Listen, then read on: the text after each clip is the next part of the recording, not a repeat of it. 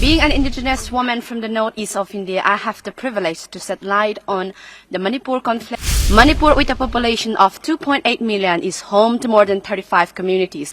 One of the main reasons of this conflict is over land rights and controls and ownership of the land between the two communities.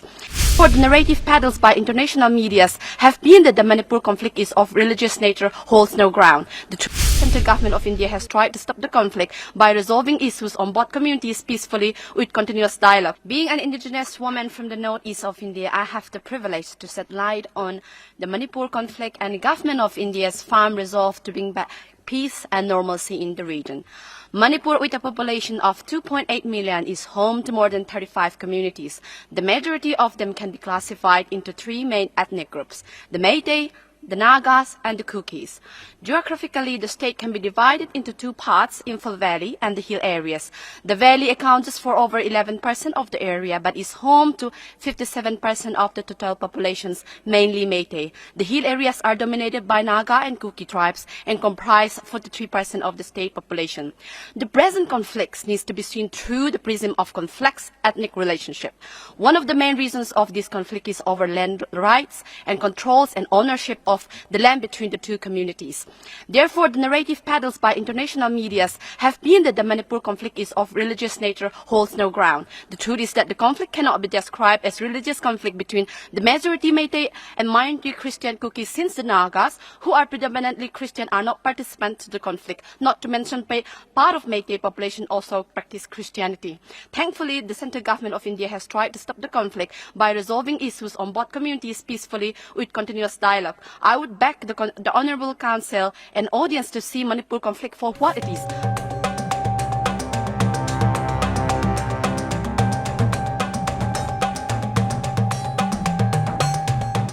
Being a Christian and also from the northeast of India, what I'm trying to bring it here is that the real reason, the cause of the ethnic clash between the two communities. It is very easy to have a propaganda to put like a victim role, and I think the Western media, not only the Western but also the East, are very good at doing that. So what we are here is to say that this has a complex issues. It's not only about religion, yet religion somehow ended up being one of it, but the cause and the reason of this is between the community group, Meitei, which is a majority, occupied into the area that they have is 11% of the Meitei Valley, the Imphal Valley, which they occupied. So I think as a community, as a Meitei, if I were a Meitei group, and we are almost overpopulated the area.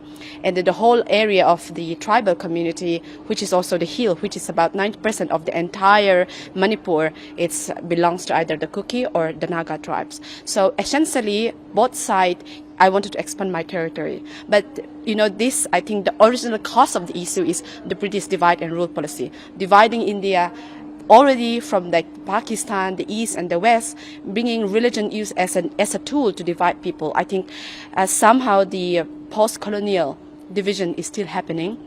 And unfortunately, with the case of Manipur, it's hard because I would be sided Kuki, but I want to be partial here because Kuki are my people.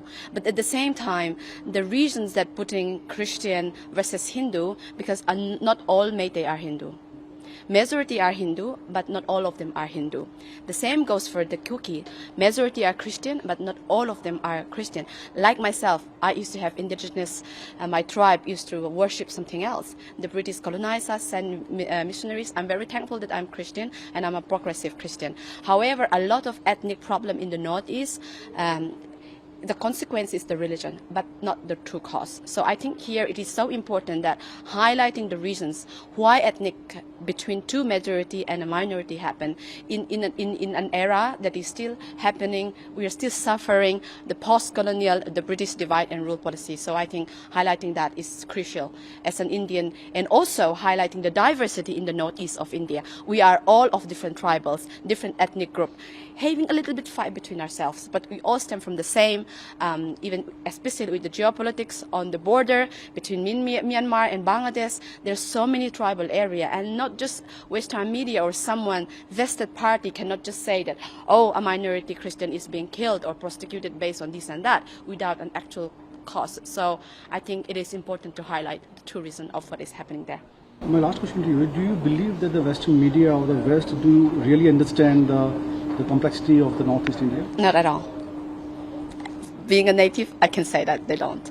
And plus, I think also nowadays, I can also see that there is a group of us, in a way, from inside, who wanted to portray the truth in the face to the mainland India as well as to international media.